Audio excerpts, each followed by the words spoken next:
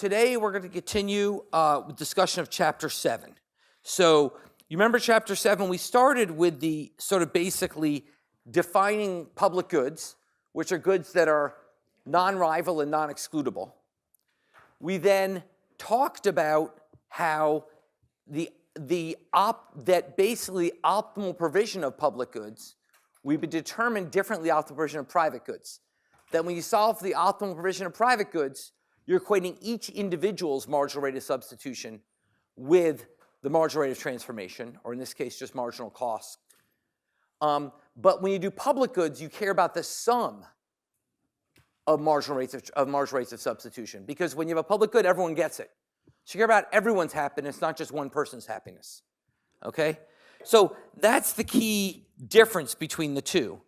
And that key difference drives the answer to the first question of public finance, which is, when should the government intervene? And the answer is that the government needs to intervene, or let me say it again, the market will fail if there is, the private market will fail to provide under goods because of the classic free rider problem.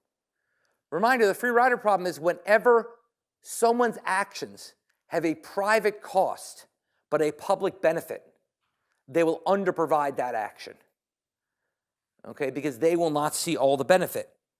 Okay, so to see that, I have an example in the text, but let's go to the example in the appendix, because the appendix is for MIT students. The text is for others, MIT students too, but the appendix is more what you want to see and can handle.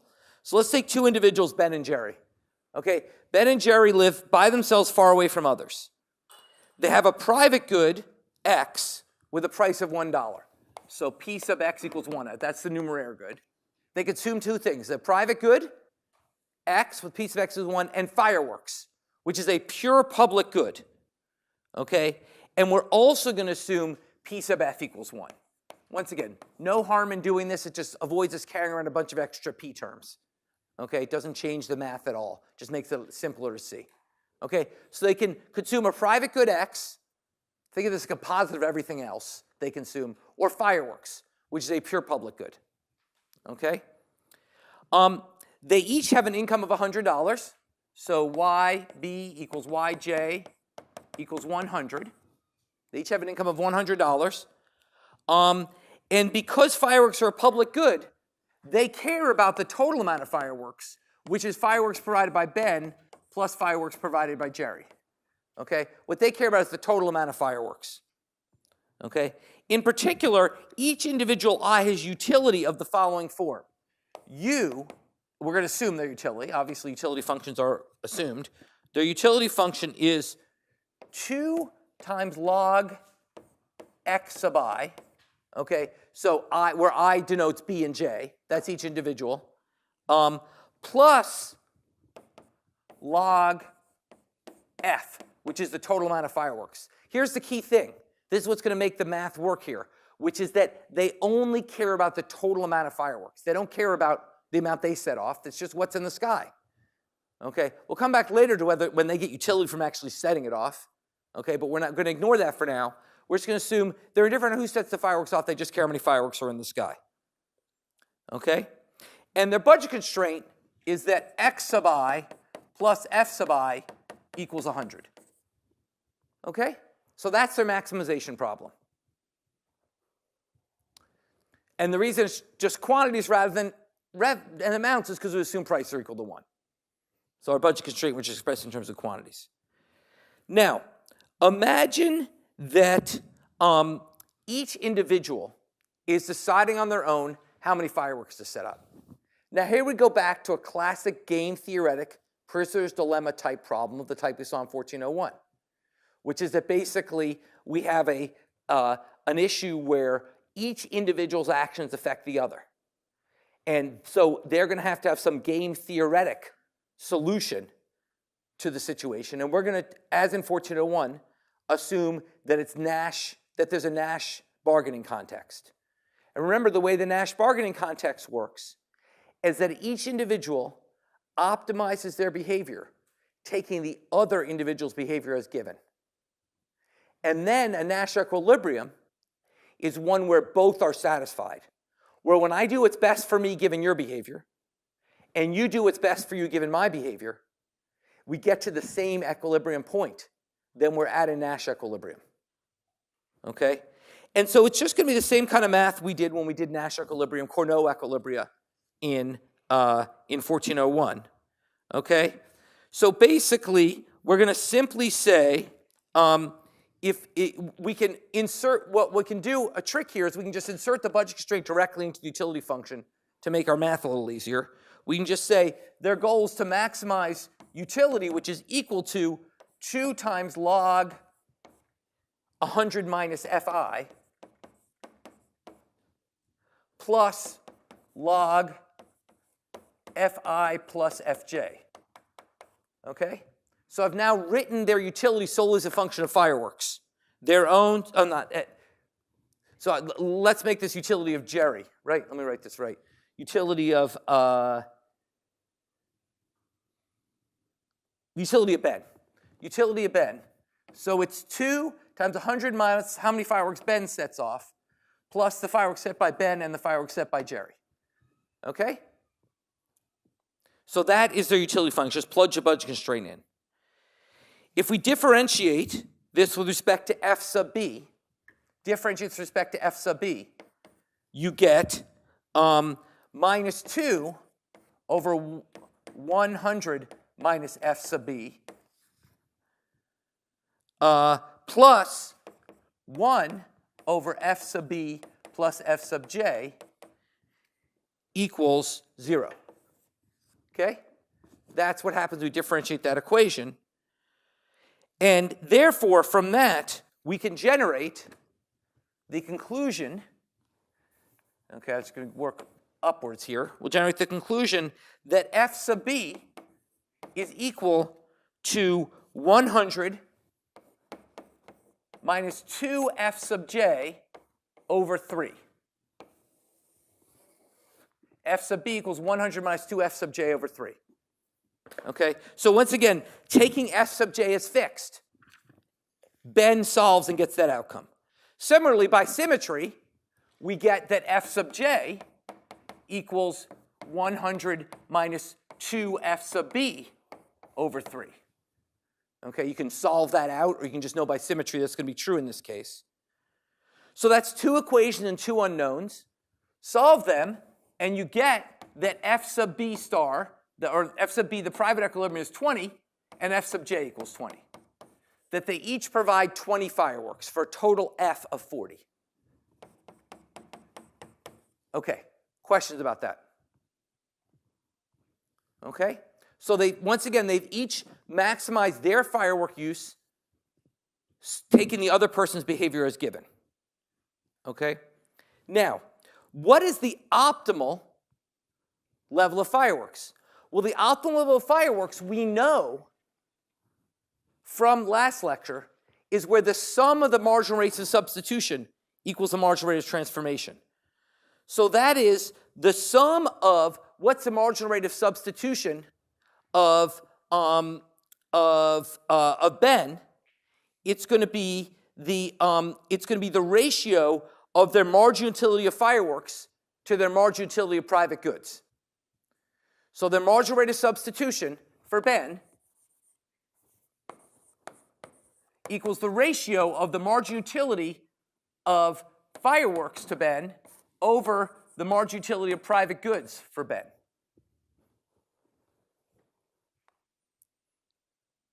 Okay? So if we differentiate the utility function to get this, we're going to get that for Ben, we're going to get that 100 minus f sub j, 100 minus f sub b. That's differentiating this utility function with respect to fireworks over 2 times f sub b plus f sub j is going to be his marginal rate of substitution. That's going to be Ben's rate of marginal rate of substitution. And what do we know from optimal provision of public goods? That you want to set the sum of marginal rates of substitution equal to the marginal rate of transformation. So when I said that, we want to do the same thing for Jerry, which by symmetry we know will look the same. It'll be 100 minus f sub j over 2 times fb plus fj. Okay? That's going to be Jerry's marginal rate of substitution. We want to set that sum equal to the ratio of marginal cost of fireworks over marginal cost of x, which is equal to 1 by assumption here. Okay? Because in a competitive market, price equals marginal cost. Yeah, I did skip one step here. Notice I wrote that prices were 1. Here I said marginal costs are 1. Why can I skip that step? Because in a competitive market, price equals marginal cost. Okay, sorry, be very clear that when I assume price equals 1, I also assume marginal cost equals 1 because I'm in a competitive market. Okay, it's just a step I've skipped here. So this is the equation we solve for optimal provision of public goods. And if you solve that, you get that FB equals FJ equals 30. The optimal provision is that they each provide 30. I'm sorry, 33.3, my bad. 33.3. So that F equals 66.6 or 7666. Okay? That is the optimal provision. Okay? That is much higher than the private provision. Okay? This is the key of all this math. Okay? The key conclusion is that when individuals privately optimize, taking the other person's behavior as given, okay, they will end up providing fewer fireworks in total, 40 fireworks, rather than 66.66666 fireworks. Okay? Why? What's the intuition for that? Someone raise their hand and tell me. Why does a private provision yield less than the optimal amount they should be providing? Hint, I've already given the answer in this lecture. Yeah, Enoch. They both benefit from the other's purchase of fireworks. Right. So it's an example of the what? Free rider problem. Raise your hand. Free rider problem. Okay, it's an example of the free rider problem. Okay, which is basically, this is the key intuition here. It's tricky, but we have in this class what I call our light bulb moments. Okay, where things are hard until they're suddenly not. Okay, you just got to get the light bulb moment on this, which is that basically when my actions benefit other people, it's the intuition from positive externalities, right? A public good is just is the ultimate positive externality. When my actions benefit others, I do too little of it. This is the perfect case. I'm doing too little fireworks because my actions are benefiting my neighbor. So privately, I'm shooting off too few fireworks relative to what's socially optimal. Okay? So by this Samuelson condition, which we proved last time, which says that the optimal provision of public goods relies on the sum of marginal rates of substitution, while the private provision of public goods is going to rely on each individual's marginal rate of substitution, we're going to end up providing too few public goods in the private market. The private market will fail to provide public goods. Not fail to provide them, fail to provide the optimal quantity. And this will come back. We have to remember to avoid black and white thinking in this class. It's not either the private market completely fails or completely succeeds. Failure is defined as non-optimality. It's not defined as the market being destroyed. It's defined as non-optimality. The market still works. We get 40 fireworks. The sky's lit up. Just not as lit up as it would be if there was a social planner optimizing social welfare. Okay? Questions about that? Yeah? Do you mind explaining the math behind the 100 minus FB? Oh, the marginal utility is I just differentiated this function with respect to fireworks, F sub B. Yes, exactly. That utility function. Other questions?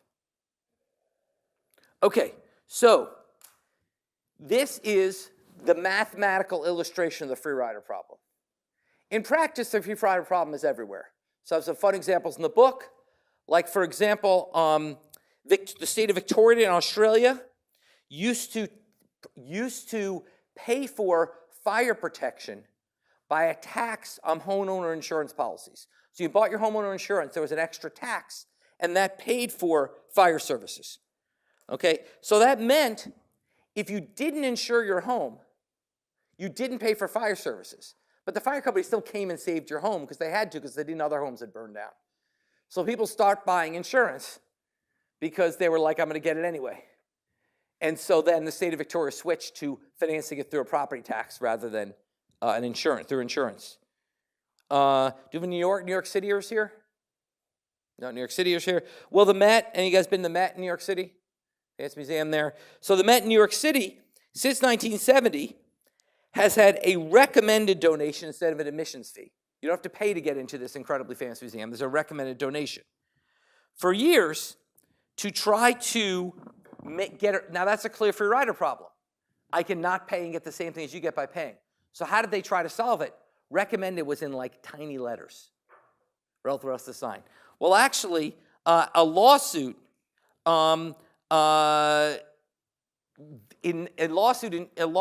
in 2013 said they could no longer do that. They had to make it the same size.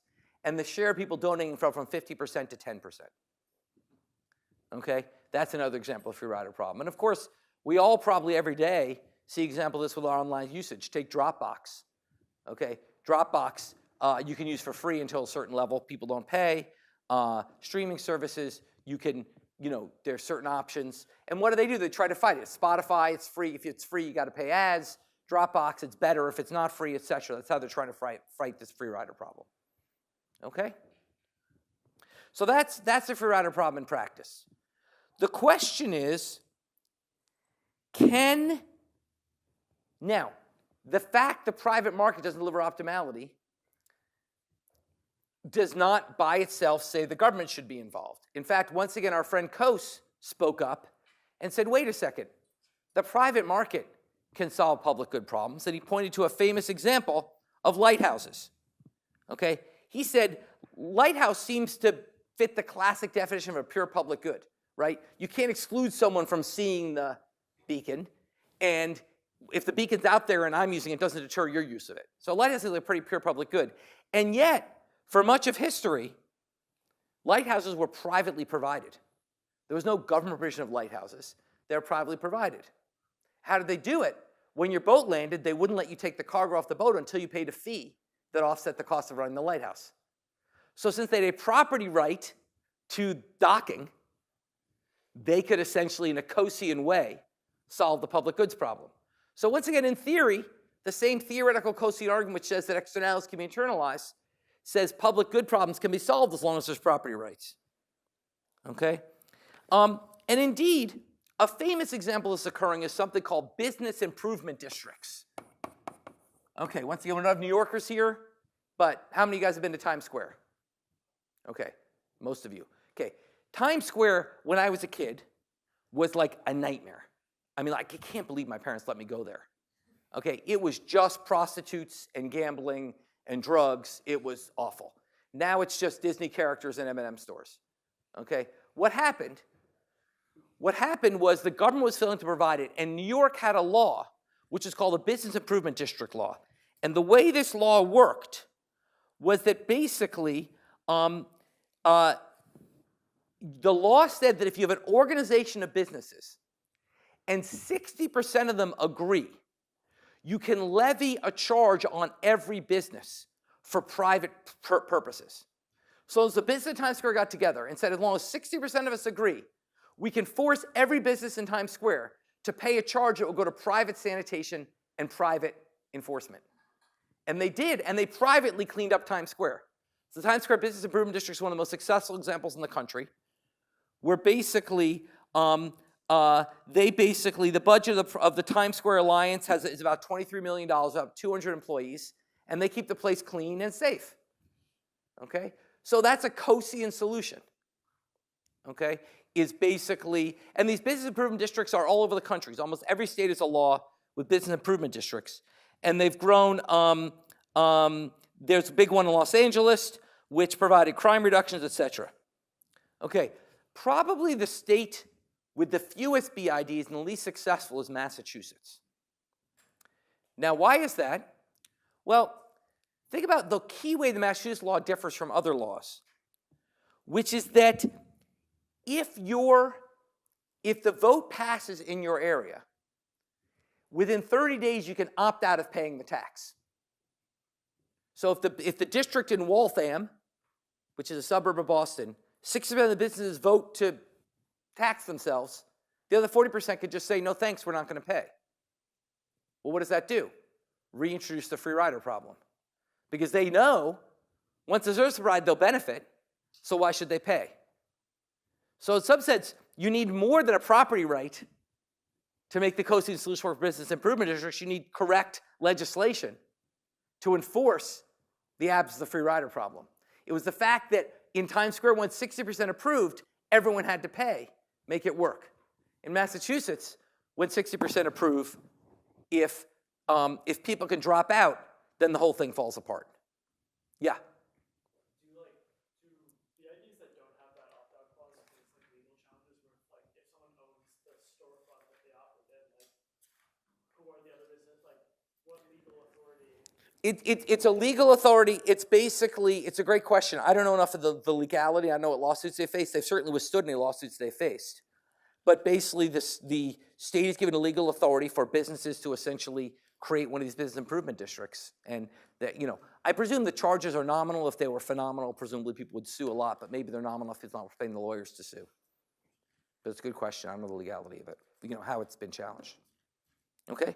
So in some sense, private provision has a case here. There's a lighthouse example of these business improvement districts. So the question is, when is private provision likely to actually work in providing public goods, and when is it not? What are the conditions under which it will work, under which it will not? And in some sense, a key point is private provision will work best when there's heterogeneity among the parties involved. The more heterogeneity in either income or tastes, the better private provision of public goods might work. Why is that? Imagine Ben and Jerry in their two-person economy, but Ben is very much richer than Jerry. In that case, we will get closer to the optimal provision of fireworks than if they have the same incomes. Why? And for an intuition, think about the extreme case. Imagine Ben has all the money, Jerry has no money. Okay? We still won't get to the optimum, we'll get closer. Why is that? Why does that heterogeneity? Or if you like, think about heterogeneity in taste. Imagine Ben likes fireworks a ton more than Jerry. You'll also get closer to the optimum. Well, think of it this way. Does Robinson Crusoe face a public goods problem when he's trapped alone in his island? You guys know who Robinson Crusoe is? You guys don't even know who he is. It's an old story about a guy trapped alone in an island. That's all you need to know. He doesn't have a public good problem. Why? He doesn't have a free rider problem because it's just him. As most of the resources and most of the taste for public goods get coordinated into one person, it gets closer to Robinson Crusoe. So you get closer to the optimum. So let's see that mathematically, once again from the appendix. Imagine that Ben now has an income of $125 and Jerry's income is only $75. So now YB is 125 and YJ equals 75. So we've redistributed income a little bit, so now Ben has more money. But the utilities are still the same. Now, Ben has a demand for fireworks. If you do the same math, F sub B, Ben's demand for fireworks, is going to be 125 minus F sub J over 3. And Jerry's is going to be 75 minus F sub B over 3. Sorry, minus 2 F sub J. There's a 2 here. I have the 2 there? Did I screw that up? I might have screwed that up. Hold on. Yeah, there should be 2's here. That's my bad. There should be 2's here. That makes the math work. Okay, I'm sorry. It's all in the appendix. But if you go back to your notes, there should be 2's in front of those. Yeah, I got it right up there, but I didn't get it right here. There should be 2's here. Okay, even when I'm reading out the textbook, I can't get it right. Okay, so you guys see that? Okay, so basically, 75, so 125 minus 2fj over 75 minus 2fb over 3. When you solve those 2 equations jointly, you're going to get that f sub b equals 45 and f sub j equals minus 5. That's what you're going to get when you solve those equations. F sub b equals 45 and f sub j equals minus 5. Now, you can't provide negative fireworks. So f sub j becomes 0. So the total amount of fireworks provided becomes 45. Okay? Yeah, and the total amount of fireworks becomes 45. Okay? This is higher than what they get when, no, actually it doesn't become 45 because once this is 0, you resolve for Ben, and you actually get that, once that's 0, you resolve for Ben, you actually get that f, which is f sub b, equals 41.66. Because once this is 0, you got to replug this into Ben's condition, and you're going to get that the total amount of fireworks provided is 41.66. So if you solve it, you get a solution that can't be right, which is Jerry can't provide negative fireworks. Jerry provides 0. You plug 0 back in here, and you get that Ben's fireworks, Ben's the only person who provides fireworks, is 41.66. Take this to the extreme. If Ben has all the money and Jerry has none of the money, you're going to get very, very close to the optimal level. You'll never get there. The way I like to think is the following. Imagine you have a giant mansion and a tiny, crappy shack that share a driveway. Okay, maybe there's a little extra bit that goes off to each. Okay? There should technically be a free rider problem in plowing that driveway. But the mansion's just going to frickin' plow the driveway. They're not going to not plow it because the shack won't kick in. Okay? Now, maybe they won't do quite as good a job as they do if the shack was paying. They certainly won't do the little bit that goes off to the shack. But they're going to pretty much plow the driveway. The point is, the more one party really has all the stake in the decision, the more you move away from the free rider problem towards essentially the Robinson Crusoe solution, which is they just do the right thing. Yeah? When introducing heterogeneity, does the distribution of resources and taste have to be positively correlated? So say, for example, one party has all the resources but none of the taste. Yes, that's right. That's a good point. There could be offsetting heterogeneity. That's a great point. I've assumed that there's no correlation here. They both like fireworks the same. But if there's offsetting heterogeneity, that would undo it. Great point. Other comments or questions? Okay. So that's one, yeah.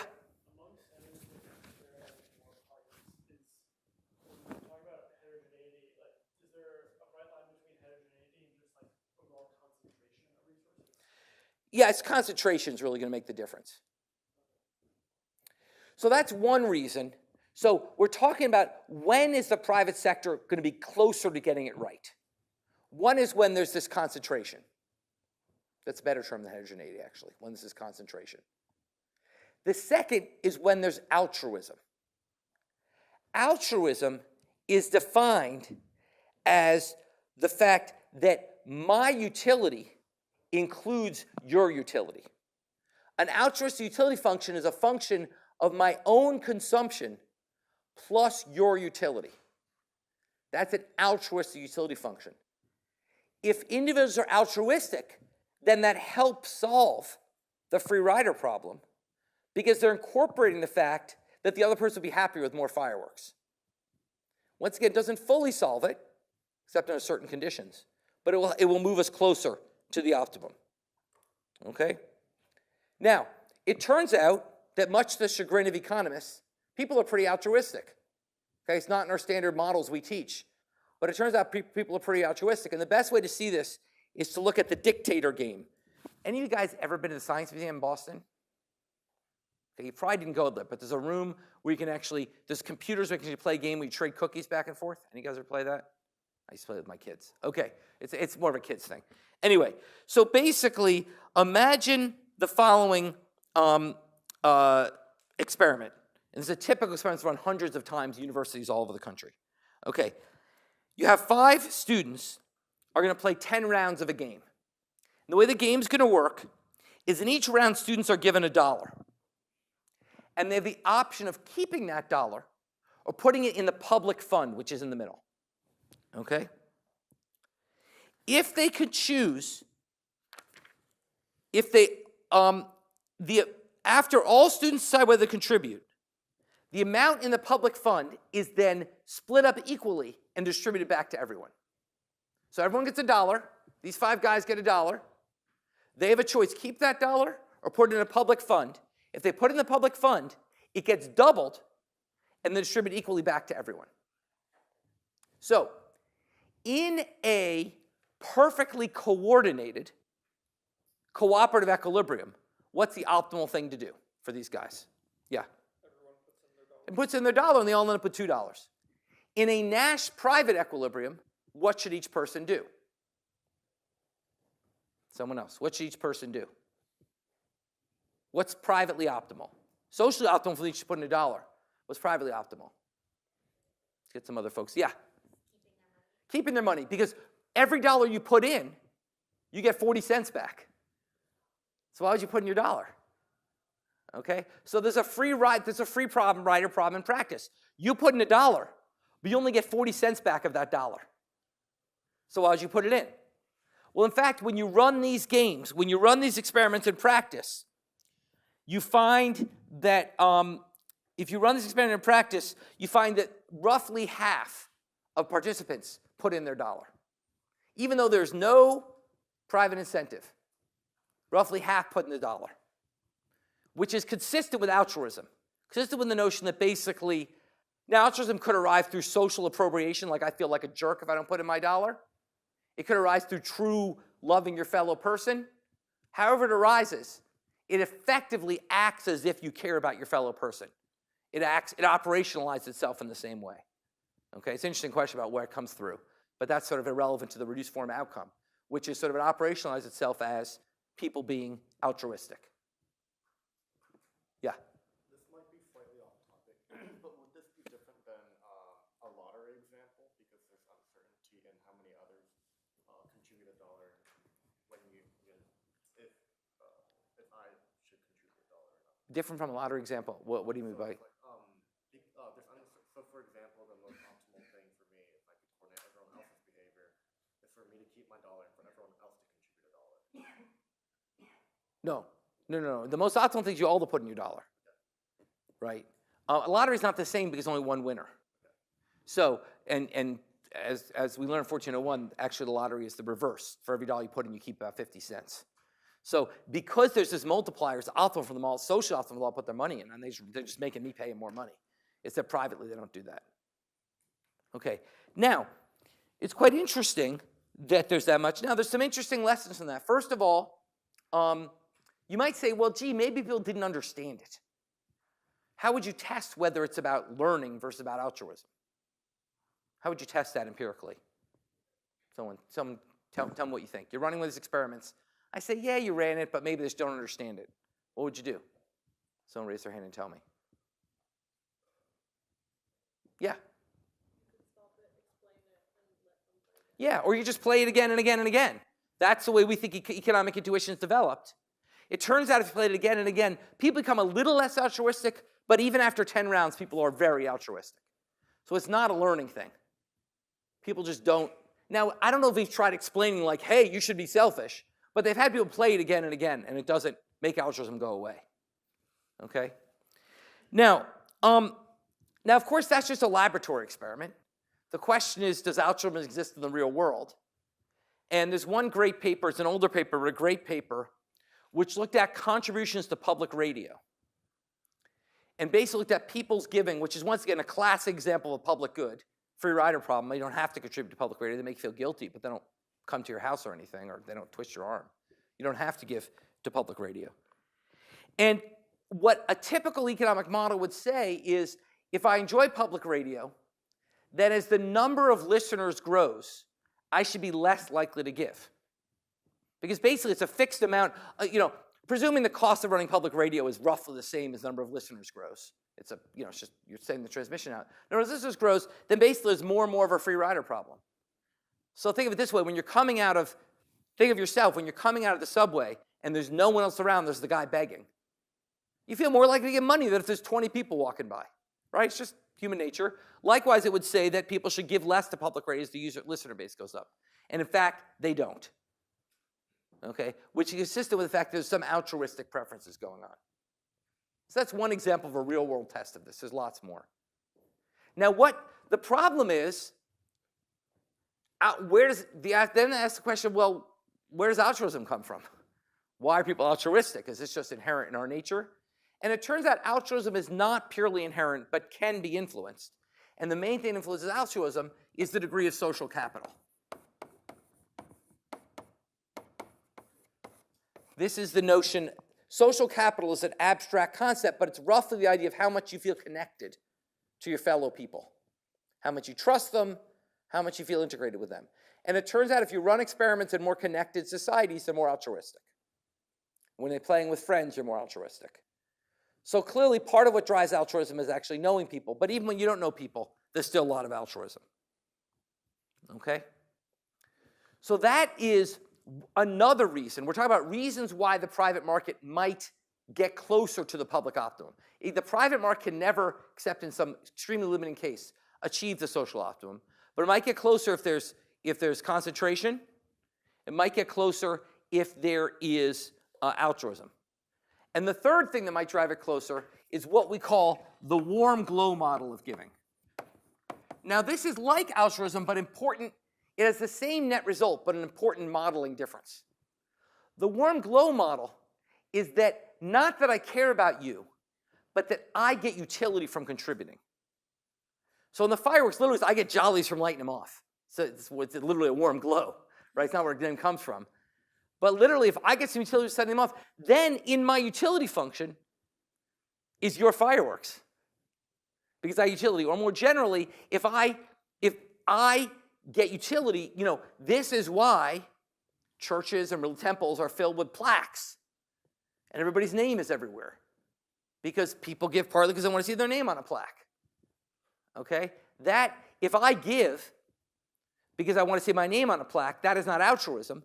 That's that I literally get utility of giving. And that's the warm glow model. Now, it ends up with similar outcomes, but it's a very different model. The altruistic utility function is one where your utility is in my utility function. The warm glow utility function is where my giving is in my utility function. Very different. Okay, I get utility from my giving. But similar effects, but different models. Okay? So, that's basically the bottom line on private provision. Private provision will never achieve the first best, but in certain conditions, it can get close. Okay? Questions about that? Yeah, Enoch. How similar in this context is altruism from having an information, asymmetry, in the sense that if I know what my neighbor's utility function is, right? No, but if I'm not altruistic, I would sort of exploit that. That wouldn't solve the problem. That would make it worse at one level. But no, that's actually is here. So here I do know my neighbor's utility function. So imagine I didn't know. Well, that would just introduce uncertainty to this model. I'd be guessing then, and I don't know which way I'm biased, that would affect it. But it wouldn't change the fundamental under provision. Good question. Other questions about this? Okay, so if the private market is not going to get us to the optimum, then we go to the next question in public finance, which is, what should the government do? Okay? Or how should the government intervene? Okay? Well, before I get to that, what we're going to do, here's the way that this sequence of lectures is going to work, which is this is sort of an overview of public goods. And then the next 3 lectures will be sort of applications of public goods. Okay? So this overview, I'm going to talk about the 3 fundamental challenges facing public provision of public goods. And the next 3 lectures will talk about those challenges. So in other words, what I'm going to say is, this is the key lesson from this class, lest we be too liberal, okay? Market failure means that government has the potential to fix things, but not that government necessarily will. And what I talk about here, so far, government's been the good guy. We have an externality, government comes in and fix it, yay. But in fact, that's not always true. And so what I want to talk about here is reasons why public provision may fail to get us to the optimum. Okay? And there's 3 reasons. 3 reasons why public provision may fail. The first is the problem of crowd out. The first is the problem of crowd out. Okay? Which is when the government comes in, part of it will do, what it will do is just displace what people are already doing, rather than actually increasing the amount of the public good. So to see that, let's make 3 assumptions in the firework example. First of all, let's assume there's no warm glow or altruism. Ben and Jerry just care about total F. They don't care who contributes. No warm glow or altruism. Second of all, let's say that in this symmetric example, the government will charge Ben and Jerry equal amounts. So there'll be equal financing. Just because they're individuals identical, we're going to have equal financing. Okay? Finally, we're going to assume the government provides fewer fireworks than were provided individually. The government is going to provide fewer fireworks than the private optimum, less than 40. Okay? Under those 3 conditions, I will now show you mathematically that government provision does nothing. Okay? Let's see that mathematically. Okay? So, under those conditions, remember that basically, imagine that we said in the original example, total fireworks underprovided by 26.6. It's covered up now, but I said the social optimum was 66.6, private's 40, so 26.6 is the underprovision. So imagine the government says, well, I know how to solve this problem. I'm going to charge Ben and Jerry each 13.3, and I'll have public fireworks. So they'll provide their 40 privately. I'll provide my 26 extra, and I'll pay for it by charging them. I'll force them to contribute. So what I do is I set up a tax on each of them of 13.33. So now their utility functions now become U equals 2 times log x, 2 times log x, plus log FB plus FJ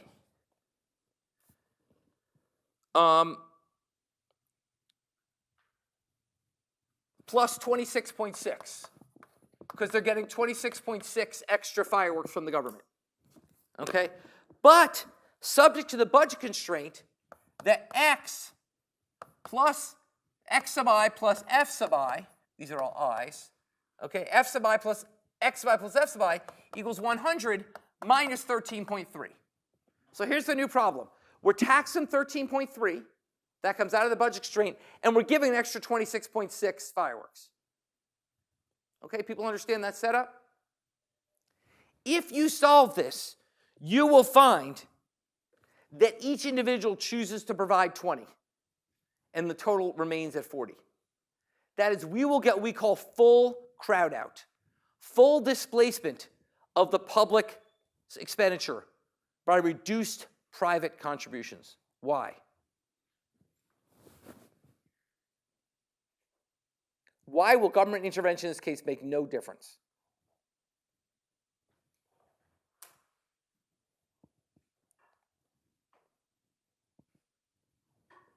Yeah.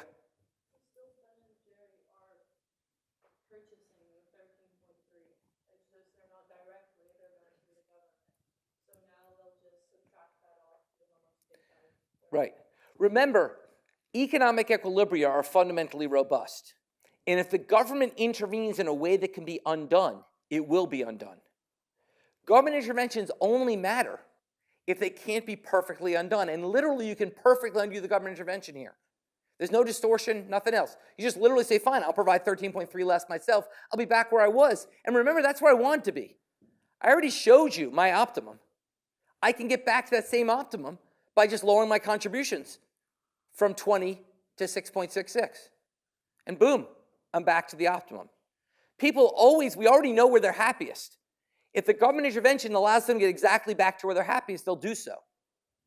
So under the assumptions I made, there will be full crowd out. That is, government intervention will not actually increase the level of provision. Questions about that? Folks look confused, so please ask. Yeah, Enoch. For example, if you think about like government donating to charity, Mm-hmm. like in the sense of like we pay taxes, instead of us giving to charity, government gives to charity. Right. Would that be an example of, That's an example. Now, this full crowd out will almost never happen. Why, in your example, would it not lead to full crowd out? people still have like utility from giving? No, even let's take that out of it. Yeah, The government's probably paying for the taxes for someone who wasn't going to donate. exactly. The key thing is, in my example, I set it up so the people were taxed in proportion to their contributions. Imagine a world where the government comes in and the government actually taxes some people who weren't contributing before. Well, then the total will go up. Because, remember, the key assumption I made is that each individual is taxed by less than what they were contributing before. Once anyone is taxed by more than contributing before, then you'll get more. So crowd out is unlikely to ever be full. Okay? Crowd out is unlikely to ever be full. But it almost certainly will always be partial. Because there'll always be some view that if the government's contributing, I can contribute less. And it's kind of like my example leaving the subway and seeing the homeless guy, right? You're sort of being crowded out by the fact that other people are there giving. Now, there's a lot of studies of crowd out. Most of them are in lab settings. And they find very strong evidence for the existence of crowd out. They find very strong evidence for the existence of crowd out. Okay. Anyway, so I can't find it, but there's a lot of examples of basically where they do laboratory studies where they essentially operationalize crowd out, where they basically have the government come in and substitute in for your contributions. In those lab studies, they find a lot of crowd out. In real-world empirical studies, the crowd out people find is much smaller. So I would say lab studies suggest that crowd out can be close to full. Real world says crowd out is less than 50% in many contexts. But it's usually context dependent. And this is a term we'll use a ton throughout the course. Basically, so it's going to come back to sort of crowd out, which is to what extent does government contribution displace private contribution? Here it's literally financial contribution. In health insurance, we'll talk about private health insurance versus public health insurance. In unemployment insurance, we'll talk about your savings versus the unemployment insurance benefit. But it's all the same thing. It's the notion that you can contribute privately. So the government rolls in and contributes. That will offset your private contributions. And whether it's the extent to which it will is an empirical question. Okay? Yeah? As long as the government's efficient, it doesn't matter that there's crowd out necessarily? Well, that's a great question, which is what's the welfare consequences of crowd out? If the government has free money, then there's no welfare consequences. But in fact, money isn't free. Money's raised by taxation. Now, in this case, it is free money because I don't have like a distortion margin here. But if I had Ben and Jerry working and they could lower the tax burden by working less, that'd be a distortion and make life worse than if the government didn't do it. But it could also be that they can produce fireworks cheaper, so the cost of the government of producing fireworks. Right. So what if the government's cheaper at producing them? Then that would, so you're absolutely right. In the real world, it'll depend on a lot of factors. One is sort of the crowd will depend on the efficiency of producing, like maybe the government's better producing health insurance than the private sector. So even if it crowds it out, that's still a good thing. It'll also depend a lot on sort of how bad crowd it is. Sometimes we crowd out things that people are doing which we sort of wish they weren't doing. So for example, talking about unemployment insurance, one way people react to being unemployed is by their spouses going to work, even if the spouses would prefer not to work. Only in that case, if unemployment insurance allows the spouse to stay home and take care of the kids, maybe it's not such a bad thing. But we call it crowd out. So the welfare consequences of crowd out are very much dependent on the efficiency of the government versus the private provision. It's a great point. In this case, I assume they were sort of equally efficient, so there's not really any welfare consequences. Great question. Other questions? Okay, so that's the first problem that we have. The first problem is crowd out. The second problem with public provision is the problem of measurement.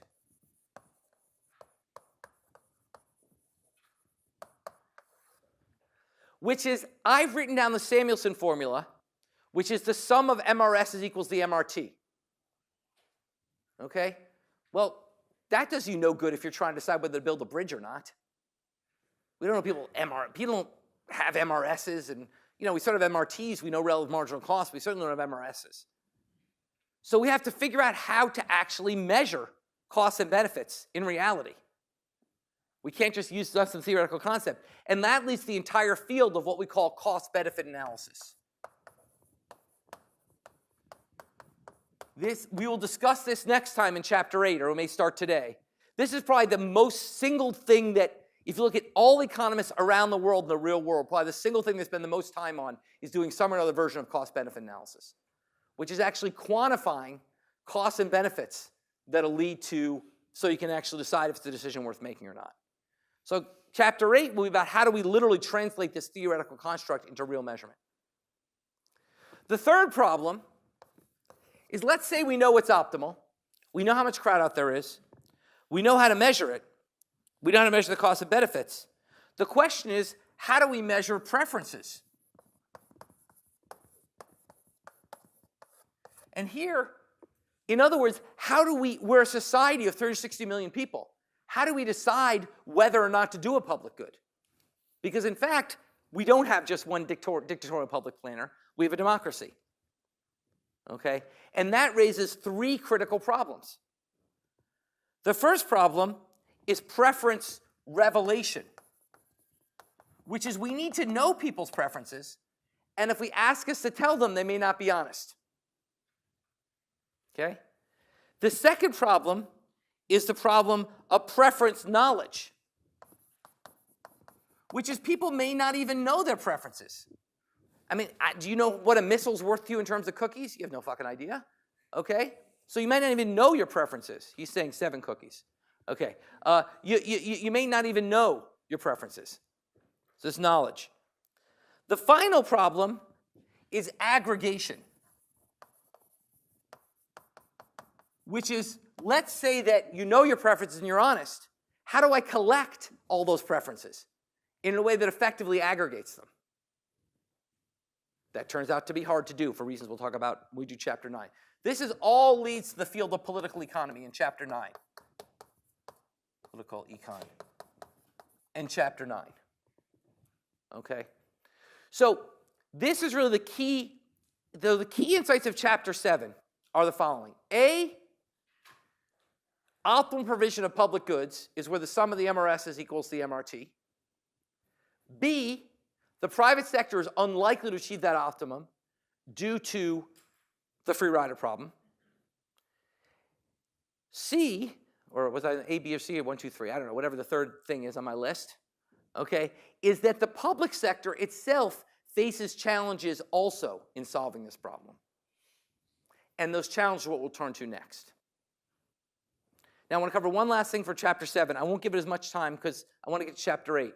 But there's an awesome box in Chapter 7 about the fundamental challenge the government faces in deciding whether to provide things publicly or privately. And this is the problem we call contracting out, which is the government, let's say the government knows there's too little of something. There's fundamentally 2 ways it can address that. It can address that by providing it, or by providing it, or, let's say the government wants there to be more of something. 2 ways it can, and not the only 2 ways, but 2 ways it can address that is by providing it or by hiring other private parties to provide it. So should the government directly provide something or contract out? And it turns out contracting out raises a host of fascinating issues around how do you write private contracts to get the outcome you want.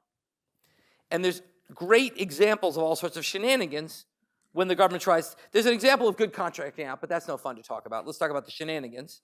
Okay, the shenanigans are that basically what we find is a number of studies which show that when the government contracts out social services, it gets low quality outcomes. Ambulances, when it contracts out ambulances, prisons, private prisons have like 10% more deaths than public prisons. Halfway houses. Horror stories about halfway houses, which are places people go when they're trying to get clean. Horrible stories of halfway houses being run by for-profit private enterprises. That basically the government, now on the other hand, there's a long, long literature that privatization of many sectors that the government traditionally provided. Back in the day, and in many places in the world, governments often provided things like steel, airplanes, banks. Those were all public. Those were all publicly provided. And in many countries like the US, those became privately provided. There's a lot of evidence that when you're providing goods, there's efficiencies from the private sector taking it over. But when you're providing services, they get worse when the private sector takes it over. And the fundamental reasons one coach would have us focus on, which is essentially observability of quality, which is I can really observe easily if it's a good piece of steel or not. It's hard to observe if it's a good prison or a good halfway house.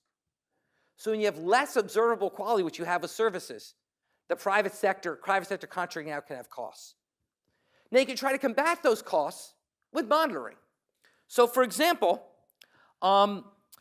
Rikers Island Jail Facility in New York City had a spate of violence in 2014, a lot of violence. So they paid McKinsey & Company, they're bad guys in all these stories, $27.5 million to create a plan to curtail violence in the faculty.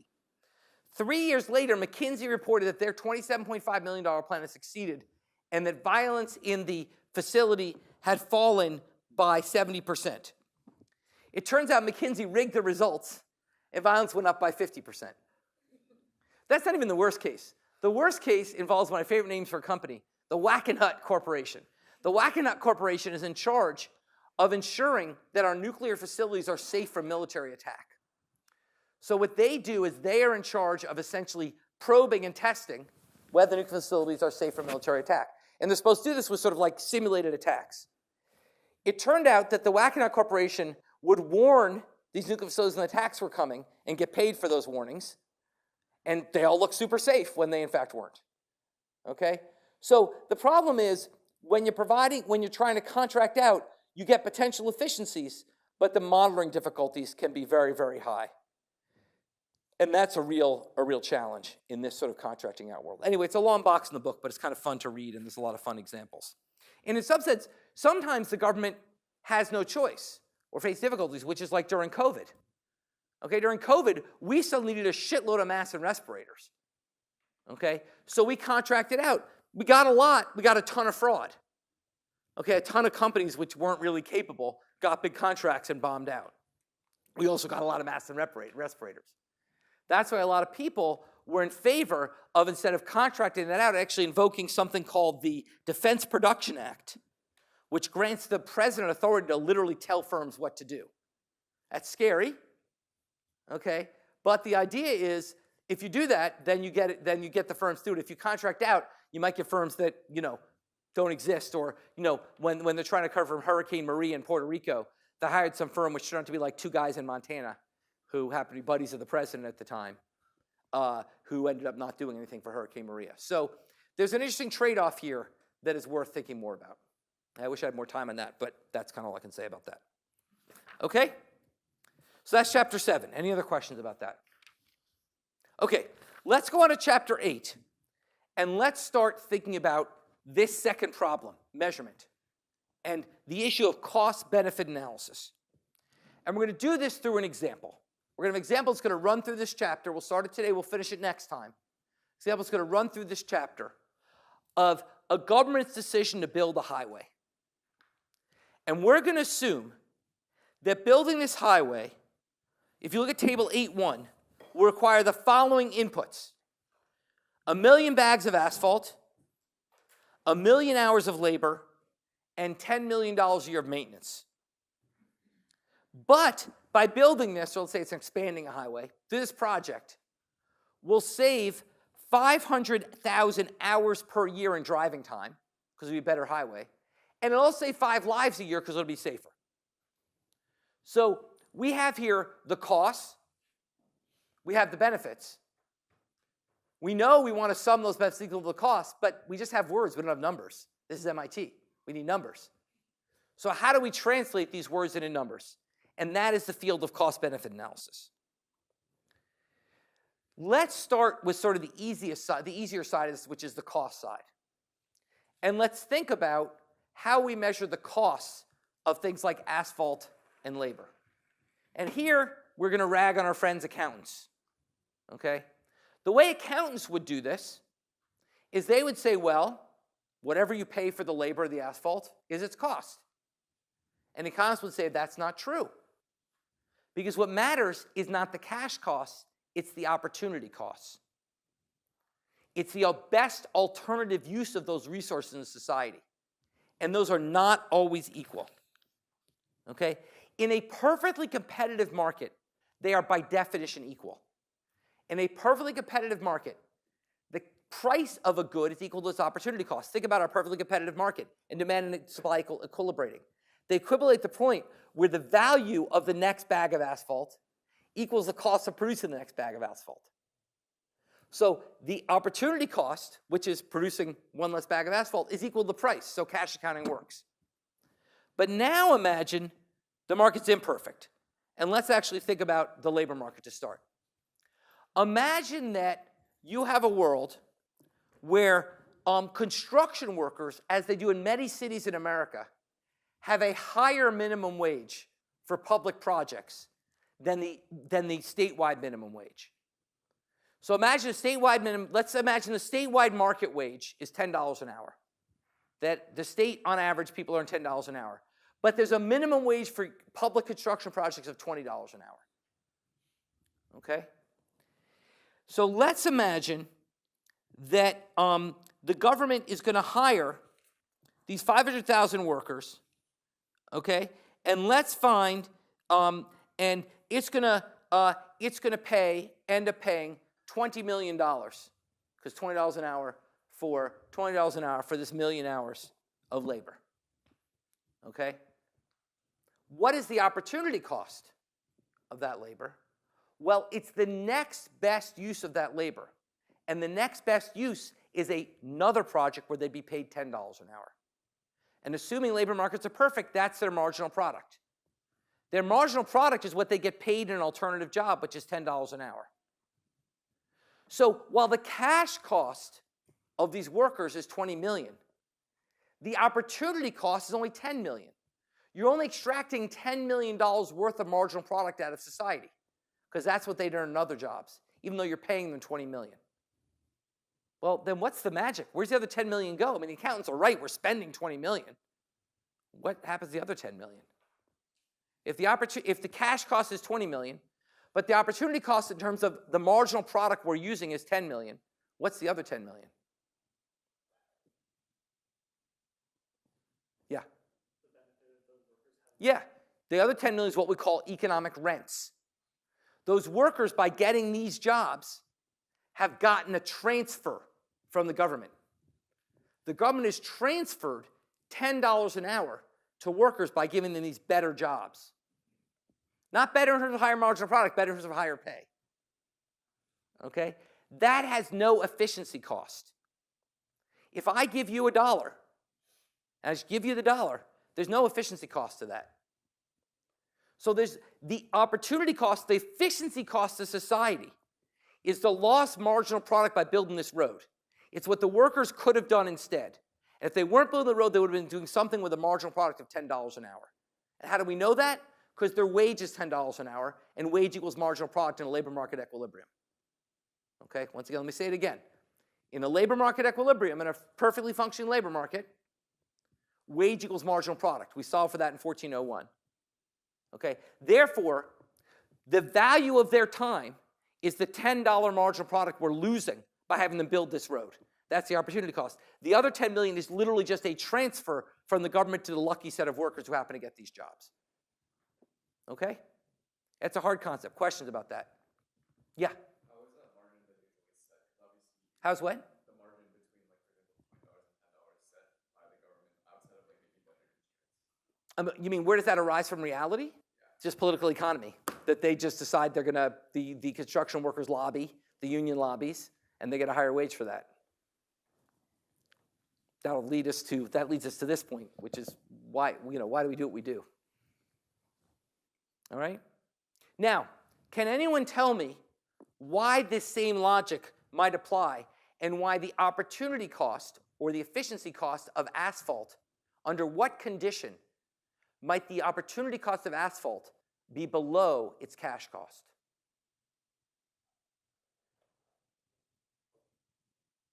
Remember, I said a few minutes ago under what condition they were equal. So that tells you under what condition they're not equal. Yeah. Imperfect competition. Under perfect competition, opportunity cost, cash cost are the same. But imagine the asphalt is produced by a monopoly asphalt producer. In that case, the monopolist, the marginal cost, the monopolist is below the price they're paying. Remember, for monopolist, price above marginal cost, we call it the markup. Okay? So the price you pay the monopolist minus the marginal cost of a bag of asphalt is a transfer to the monopolist. It's just like the better union job is a transfer to the worker. The difference between the price of asphalt and the marginal cost of asphalt is a transfer to the monopolist. So you would also have an efficiency cost different from the cash cost in that case. Okay? Yeah? Sorry, can you explain that one more time? Why the monopolist? Well, what is the efficiency cost of a bag of asphalt? Here's the key intuition. I should say it this way. The efficiency cost is that I'm pulling that bag of asphalt out of its next best use in the economy. Okay? What is the value of its next best use? Well, it's the marginal cost of producing a bag of asphalt. Okay? What do we pay for it? We pay the price. In a perfectly competitive market, those are equal. In an imperfectly competitive market, they're not, and the gap is a transfer given the monopolist. Okay? Good. Good clarifying question. Yeah?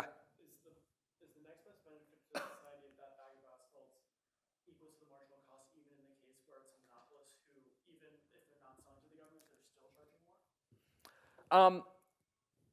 That's a great question, which is what if the whole industry is monopolized? Then things get more difficult. You're right. Yeah, so I'm assuming there is an efficient market in which it could otherwise be used. Yeah. I have a question about the imperfect competition. Mm-hmm. What if instead of there only being one manufacturer, there's only one purchaser, like a monopoly?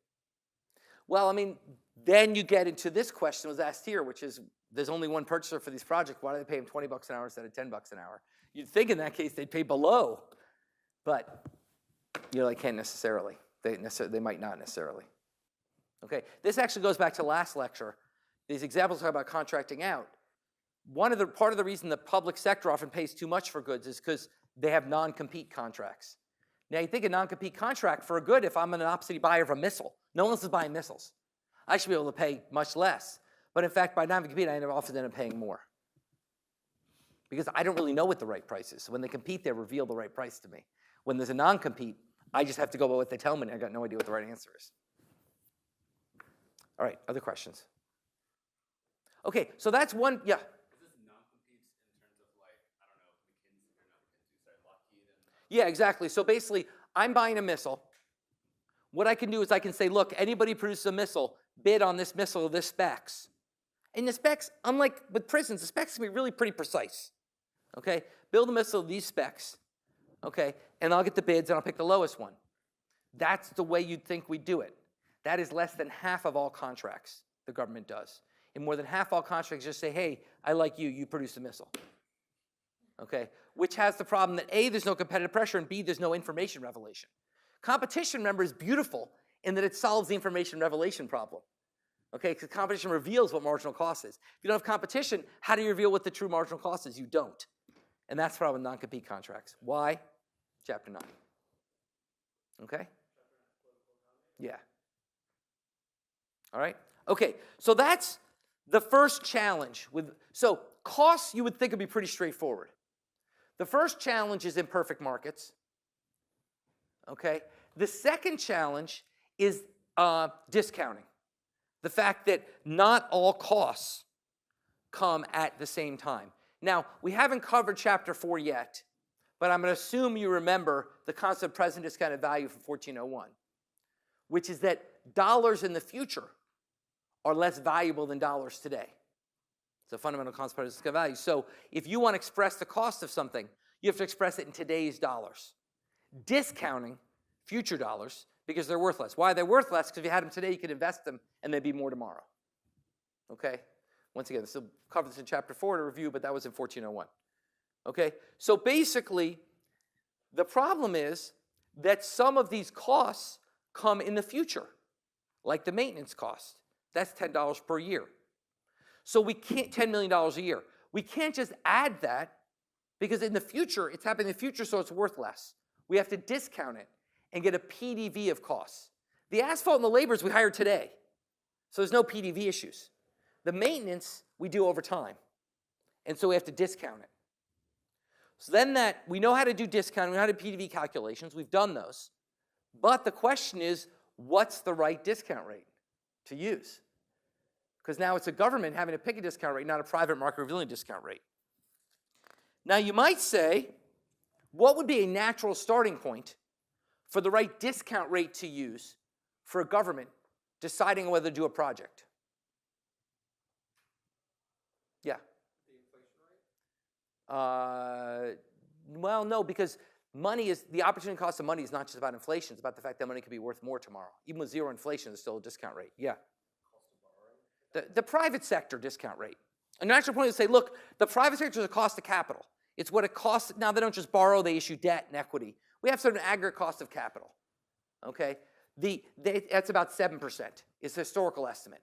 So for a typical firm needing to raise capital through equity or debt or other means, in aggregate, it's about a 7% cost of capital. That you have to pay about a 7% rate of return to get your money. So that's a natural starting point. Is to say, look, and this is why the starting point makes sense. If I take that money to build this highway, what's the alternative use of the money? The private sector could have had it. So if I'm spending money in the future, I should use the private sector discount rate. But there's one big difference, which is subtle but important, which is 7% is the pre-tax historical rate of return on capital. But if you save in the bank, you get taxed on that. Post-tax is more like 5% or whatever it is. Okay? So the rate of return on capital used by the private sector is the post-tax rate of return.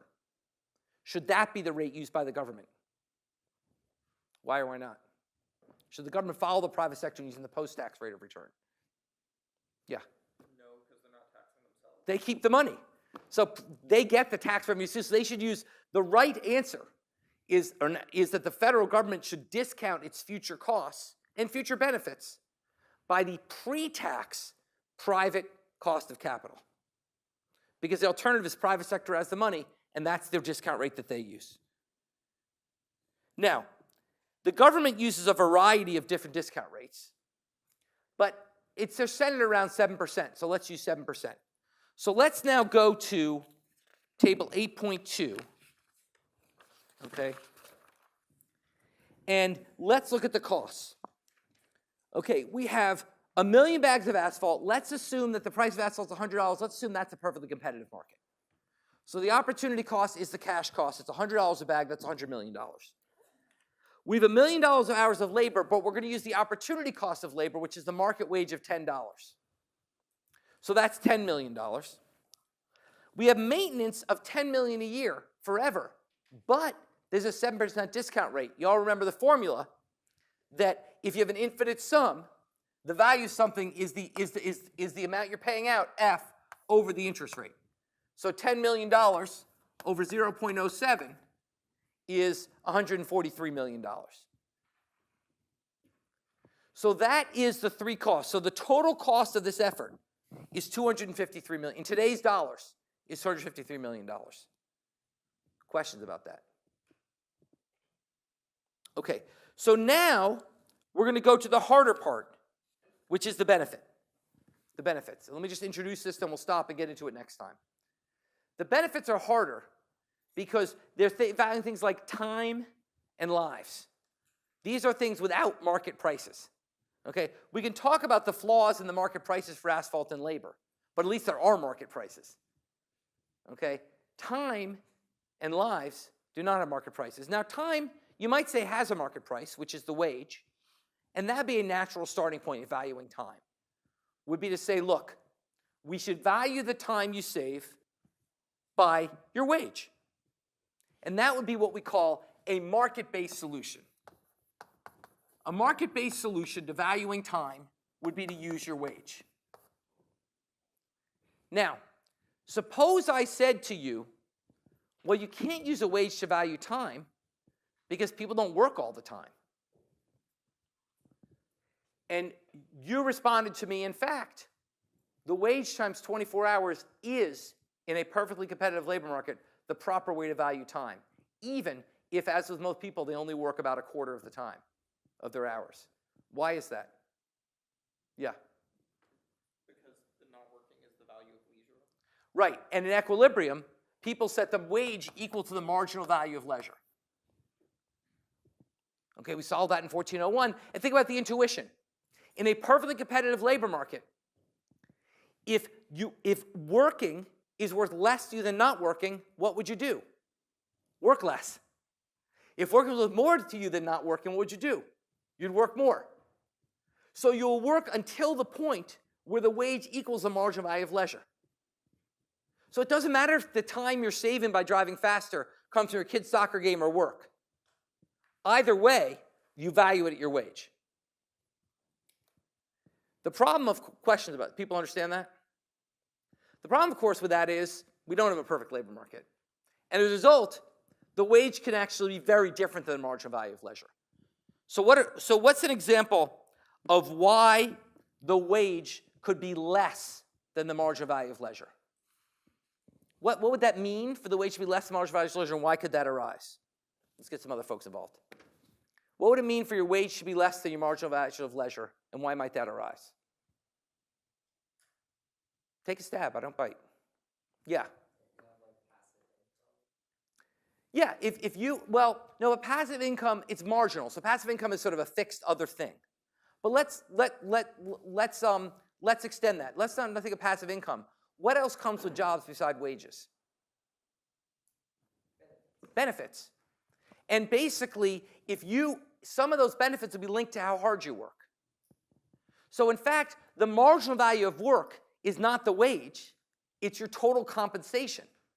So you really should be setting compensation equal to the marginal value of leisure, not wage.